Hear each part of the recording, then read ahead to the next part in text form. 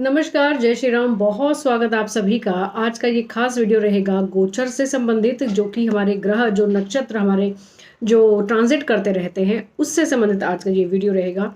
और ख़ास तौर से इस ट्रांजिशन में एक बहुत सुंदर एक राजयोग का निर्माण हुआ है और इसी राजयोग के बारे में बात करेंगे आज के इस वीडियो में। हर एक राशि पर कैसा प्रभाव रहेगा वो तो ज़रूर बात करेंगे ही। सबसे पहले ये जान लेते हैं कि ये परिवर्तन कब हुआ है, ये ट्रांजिट कब हुआ है और किस ग्रहों से ये राजयोग बनता है। सबसे पहले आप सभी को मैं ये बता दूं कि 11 नवंबर को वृश्चिक राशि में ट्रांजिट किया है शुक्र ने, और साथ ही साथ में 13 नवंबर को वृषभ राशि में मंगल ने गोचर किया और साथ ही में ही बुध ने भी वृश्चिक राशि में गोचर किया है। तो ये राजयोग कैसे बनता है? राजयोग ये इस प्रकार से बना क्योंकि इन दोनों ही ग्रहों ने, इन दोनों ही प्लैनेट्स ने अपना राशि परिवर्तन किया, अपने अपने घरों को एक्सचेंज कर लिया है। और जिन भी राशियों के लिए ये गोचर किसी अच्छे भावों से संबंध बनाएगा, जिनका अच्छे घरों से राशि परिवर्तन होगा, अपने घरों को ये बदलेंगे, तो उनके लिए ये एक बहुत सुंदर राजयोग का निर्माण जरूर करेंगे। किस किस राशियों के लिए ये अच्छा रहेगा या कौन सी ऐसी एक दो राशियां हैं जिनको थोड़ा सा ध्यान रखना होगा, तमाम चीज़ों के बारे में चर्चा जरूर करेंगे। इससे पहले हम ये ज़रूर समझ लें कि स्थिति है कैसी, इन ग्रहों के बारे में क्या कुछ चीज़ें आपको मिल सकती हैं। जैसे पहले एक हमने लाइव वीडियो में एक बात की थी कि कई बार हम लोग केवल और केवल शुक्र को ही समझते हैं कि ये हमें प्रॉस्पेरिटी, लग्जरी, व्हीकल्स या बहुत सुंदर घरों का जो सुख है ये हमें शुक्र देता है। आपको पता है इसके साथ साथ में मंगल भी उतना ही प्रभावी है, उतना ही स्ट्रॉन्ग प्लैनेट है, जो कि हमें ये सब कुछ चीज़ें दे सकता है। व्हीकल्स की बात करें, अच्छे घर की प्रॉपर्टी की बात करें, या इवन सोर्स ऑफ इनकम की बात करें, अच्छे व्यवसाय की यानी कि बिजनेस की बात करें, तो कहीं ना कहीं मंगल अगर आपकी कुंडली में सही है तो ये एक सिंगल प्लैनेट भी आपको बहुत कुछ दे सकता है। और जब अगर शुक्र और मंगल इन दोनों का ही राशि परिवर्तन हो जाए, दोनों आमने सामने बैठे हैं, समसप्तक योग लगाकर बैठे हैं, तो कहना ही क्या। जिनकी कुंडलियों में ये दोनों प्लैनेट अगर अच्छी स्थिति में है, शुभ स्थिति में है, तो इस गोचर का उनको पूरा पूरा लाभ मिलना निश्चित है। हर एक राशि के बारे में बात शुरू करें उससे पहले ये जान लीजिए कि ये राजयोग आपके लिए वाकई में प्रॉस्पेरिटी को देने वाला होगा। अच्छे व्हीकल्स, अच्छे प्रॉपर्टी यानी कि सुंदर घर, कोई और ऐसी चीज़ें जिनको आप चाहते हैं काफ़ी समय से खरीदना, इन सब चीज़ों की संभावनाएं आपके लिए प्रबल हो सकती हैं।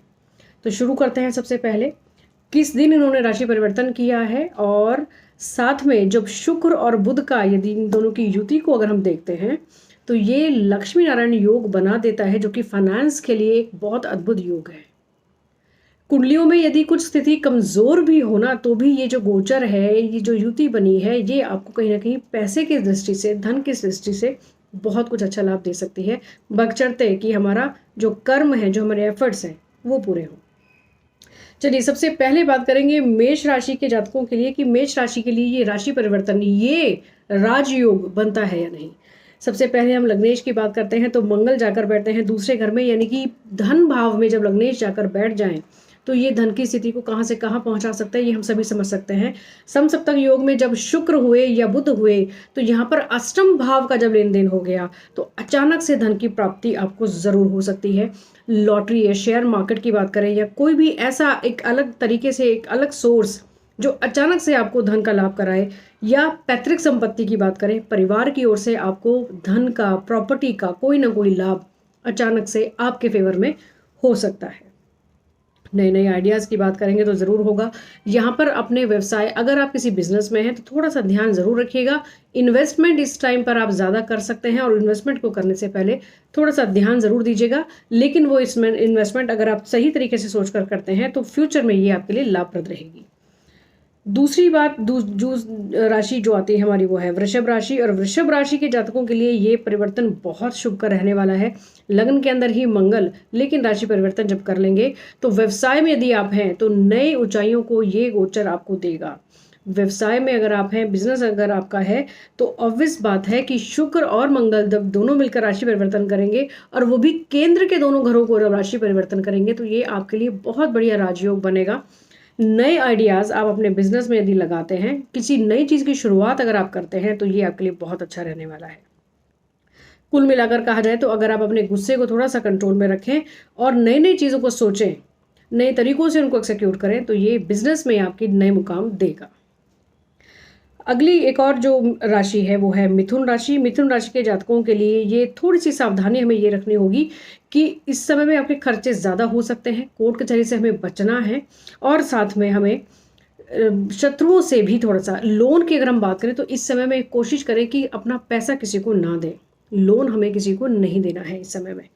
अगली जो बात करेंगे कर्क राशि की, कर्क राशि के जातकों के लिए यदि नौकरी की बात करें, बिजनेस की बात करें, सोर्स ऑफ इनकम इस समय में आपका बढ़ेगा।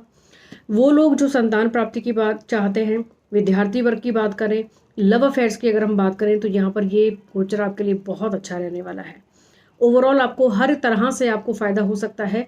यदि आपकी कर्क राशि है तो यहाँ पर आपको ढैया का थोड़ा सा प्रभाव जरूर रहेगा, क्योंकि गोचर में शनि महाराज भी तो आपको कुछ देने वाले हैं। लेकिन ये गोचर आपके लिए फाइनेंस के लिए बहुत अच्छा है। नौकरी की तलाश अगर थी वो पूरी हो सकती है। अगर नौकरी में ऑलरेडी आप हैं तो आपका सोर्स ऑफ इनकम बढ़ सकता है। संतान के लिए ये अच्छा रहेगा और साथ ही साथ में विद्यार्थी वर्ग की बात करें, अफेयर्स की बात करें या साथ में प्रॉपर्टी में इन्वेस्टमेंट की बात करें तो ये बहुत श्रेष्ठकर आपके लिए है। सिंह राशि की अगर हम बात करेंगे यहाँ पर तो सबसे अच्छा जो एक आपके लिए लाभ मिलने वाला है वो है प्रॉपर्टी को लेकर, यानी कि कहीं ना कहीं आपका जो प्रमोशन या जो इंक्रीमेंट होने वाले हैं, जो धन की स्थिति आपकी थोड़ी बढ़ेगी, उसके बाद आपको कोई ना कोई नई प्रॉपर्टी के मिलने के आसार भी बनेंगे। चाहे आप खुद से उस चीज़ को इनिशिएट करें या किसी भी प्रकार से आपको घर बदलने के आइडियाज़ आपको ज़रूर आएंगे। प्रॉपर्टी के बहुत सुंदर योग इस समय में आपके लिए बने हुए हैं। व्यवसाय की बात करें या नौकरी की बात करें तो इस समय में दोनों ही चीज़ें आपके लिए लाभप्रद हैं। अगली राशि जो है कन्या राशि। कन्या राशि के लिए एक खास बात जो की होगी अपने छोटे भाई बहनों से संबंधित। अगर उनका सपोर्ट आपके साथ है और उनके साथ अगर आपके रिश्ते मजबूत हैं तो भाग्य का सपोर्ट पूरा पूरा आपको मिलेगा। भाई बहनों की सहायता से कोई ना कोई नई चीज़ों को शुरुआत आप कर सकते हैं, या उनकी वजह से, उनके किसी और आइडिया की वजह से कुछ चीज़ें जो पिछले कुछ समय से अटकी हुई हों, ना पूरी हो पा रही हों, वो भी करने का आपको नया रास्ता मिलेगा। भाग्य का सपोर्ट पूरा रहेगा। कर्म हमारे अच्छे रहने चाहिए। इस समय में आप कहीं ना कहीं तीर्थ यात्रा या कोई भी और मांगलिक कार्यों में भी पार्टिसिपेट कर सकते हैं और यही एक चीज़ ऐसी भी होगी जो आपको आगे बढ़ाने में सहायता भी करेगी। तो अपने छोटे भाई बहनों से संबंध अच्छे रखें, अपने पराक्रम को, अपनी मेहनत को जरूर करते रहें। तुला राशि की बात करेंगे तो यहाँ पर भी कुछ ऐसा ही संबंध बना कि जो पैसे की बात करें, अगर हम धन की बात करते हैं तो पैतृक संपत्ति, परिवार का जो सपोर्ट है, यहाँ से चाहे तो आपके जॉब में या बिजनेस में नई नई कुछ ऐसी हेल्प आपको मिल सकती हैं जो कि परिवार की ओर से होगी। अचानक से कुछ नई चीज़ें आपकी ज़िंदगी में हो सकती हैं जो कि फाइनेंस को आपके एनहेंस कर सकती हैं। वो लोग जो कि अगर हम बात करें ऑकल्ट साइंसेज में है तो ऐसे में ये ऑकल्ट साइंसेज में जो लोग प्रोफेशनल्स हैं उनके लिए भी एक ये नए आयाम बना सकता है, क्योंकि मंगल भी कारक है। कहीं ना कहीं शुक्रदेव तो हमेशा ज्ञान हमें देते ही हैं। ऑकल्ट साइंसेज में जो भी लोग हैं और वो प्रोफेशनल्स हैं, इनको नई नई चीज़ें, नई नई खोज करने के भी मौके भी मिलेंगे और कहीं ना कहीं क्रिएटिविटी इनकी ज़रूर जागृत रहेगी। वृश्चिक राशि की यदि हम बात करते हैं तो यहाँ पर लगन के अंदर ही बुध, ये लक्ष्मी नारायण योग का बनना, शुक्र और बुध की युति का होना, आपस में एक राशि परिवर्तन का होना, एक समसप्तक योग का होना, ये अपने आप में सारी ऐसी चीज़ें हैं जो कि आपको बहुत कुछ देने वाली हैं वृश्चिक राशि के लिए। क्योंकि ढैया का प्रभाव ज़रूर है लेकिन इसके बावजूद भी ये गोचर आपके लिए अच्छा है। कहीं ना कहीं आपका शादी की अगर आप वेट कर रहे हो तो ये योग आपके लिए अच्छा बनेगा, क्योंकि शुक्र आपको मैरिटल लाइफ का सुख दे सकते हैं। बिजनेस की बात करें तो यहाँ पर मंगल आपको बहुत अच्छे से सपोर्ट कर सकते हैं। किसी भी तरह से अगर आप ऐसे बिजनेस में हैं या ऐसे नौकरी में हैं जहाँ पर वाणी का प्रयोग होता है, या अगर हम अकाउंट्स की बात करते हैं, बैंकिंग की बात करते हैं, तो ये नई नई चीज़ें आपके लिए करा सकते हैं। जिन लोगों की सीए अभी तक बीच में अटकी हुई है, जो कि बहुत समय से कोशिश कर रहे हैं, और बुध की स्थिति अगर उनकी कुंडली में सही है तो ये गोचर में आपको बहुत लाभ दे सकता है। इसके अलावा एक और जो खास बात ध्यान रखनी है आपको कि इस समय में आपके खर्चे ज़्यादा हो सकते हैं, इस बात का खासा ख्याल आप ज़रूर रखिएगा। अगली बात करते हैं धनु राशि की। धनु राशि के लिए ये गोचर होने वाला है द्वादश भाव में, यानी कि सोर्स ऑफ इनकम का यदि द्वादश भाव में जाने का अगर हम मीनिंग देखना चाहें तो यहाँ पर जितनी आय होगी, जितने इनकम होगी, उतने ही आपके लगभग खर्चे भी हो सकते हैं। लेकिन शुक्र एक ऐसा प्लैनेट है जो कि अकेला ही ऐसा प्लैनेट है जो कि द्वादश में होकर बड़े अच्छे रिजल्ट्स देता है और आपके लिए ये जो शुक्र का गोचर है वो द्वादश भाव में हुआ, कहीं ना कहीं अगर खर्चे होंगे भी तो अपने ऊपर ही करेंगे, लग्जरी पर करेंगे, घर में नई नई चीज़ों का, रेनोवेशन का, इस सब चीज़ों के ऊपर आपको आइडियाज़ होंगे और उस चीज़ों के ऊपर आप स्पेंड भी करेंगे। पैसा इस समय में किसी को देना नहीं है, इस बात का खासा ख्याल आप सभी को ज़रूर रखना है। अगली राशि होगी मकर राशि, जिनके ऊपर चल रही है 7.5, तो इसका प्रभाव आप ज़रूर ध्यान में रखिएगा। थोड़ी बहुत चिंताएं ज़रूर रह सकती हैं, लेकिन कुल मिलाकर शुक्र और मंगल और बुध, ये तीनों ग्रह आपको कुछ ना कुछ मनी से रिलेटेड, फाइनेंस से रिलेटेड कुछ अच्छा रिजल्ट ज़रूर दे सकते हैं। खासतौर से अगर हम सोर्स ऑफ इनकम की बात करें, नौकरी में जो लोग हैं, खासतौर से यहाँ पर बिजनेस की बात नहीं कर रहे हैं, यहाँ पर जो लोग नौकरी में हैं उनको इंक्रीमेंट मिलने के चांसेस बहुत अच्छे रहेंगे। साथ ही साथ में मंगल एक ऐसा प्लैनेट है जो कि आपको प्रॉपर्टी में इन्वेस्ट इस समय में करवा सकता है। कोई भी नई शुरुआत अगर आपको इस समय में करनी हो तो उसको सोचना समझना ज़रूर है। अगली राशि है कुंभ राशि, और कुंभ राशि के ऊपर भी 7.5 का प्रभाव ज़रूर है। इस बात का ध्यान रखते हुए इस गोचर को ज़रूर अपने ऊपर घटाइएगा। नौकरी हो या प्रॉपर्टी हो, घर परिवार हो, यहाँ पर आपको सुखद एनवायरनमेंट मिलेगा, कहीं ना कहीं पीस ऑफ माइंड आप फील कर सकते हैं। अगर यही कुंडलियों में स्थिति अगर आपकी मजबूत हो शुक्र और मंगल की, तो ये गोचर आपके लिए प्रॉपर्टी के हिसाब से, व्हीकल्स के हिसाब से, अगर हम बात करें तो शादीशुदा ज़िंदगी के लिए भी आपके लिए ये गोचर अच्छा रहने वाला है। और साथ ही साथ में चाहे मंगल हो या शुक्र हो, आपके लिए खासतौर से व्हीकल्स और प्रॉपर्टी के योग बहुत सुंदर हैं। एक्सचेंज हो रहा है, ये तो एक पॉइंट है ही। चाहे मंगल आपके चौथे घर में बैठे या शुक्र आपके चौथे घर में बैठे, ये दोनों ही प्लैनेट हैं जो कि आपको व्हीकल्स और लग्जरी, साथ में प्रॉपर्टी ज़रूर दिला सकते हैं।